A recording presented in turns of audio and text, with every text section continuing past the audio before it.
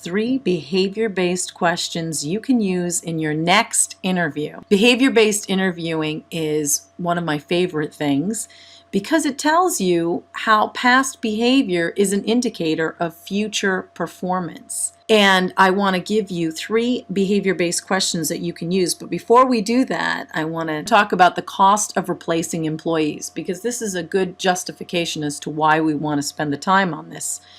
Training is expensive. We are paying employees overtime to cover the work for those that have left us. There are costs with regard to COBRA, morale, context that the employee may take with him or her. The upside is so rewarding.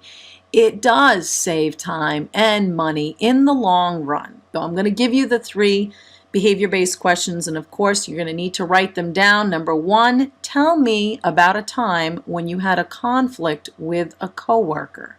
Number 2, give me an example of a goal that you set for yourself, and did you accomplish it? Yes or no? Question number 3, tell me about a time when an upper-level decision held up your work. How did you respond?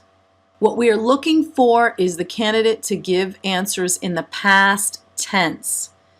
And candidates get very comfortable when they are being interviewed in this way. And you want them to be comfortable. You want them to tell you what they've really done in the past, because that will tell you what they'll do in the future. Now, there are 3 things to avoid when asking behavior-based questions. What are they? It's the woulda, shoulda, coulda answers. Now, let me give you an example of that. Sometimes what happens is candidates will say things like, well, what I would have done in that situation is, and then they get into their examples.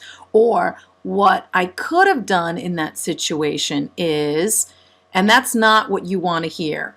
Or the shoulda, what I should have done in that situation is. And here comes the coulda. So woulda, shoulda, coulda. None of those answers are going to help you, because what the candidate's really doing is telling you whatever he or she thinks you want to hear. And that's not going to help you in predicting how this person is going to perform on the job. So you can make the assessment as to whether or not they're a team player. You want to know, has this person dealt with conflict? Has he set and accomplished a goal? Has she handled a significant challenge? So in summary, what we're looking at is behavior-based interviewing saves time, energy, and money.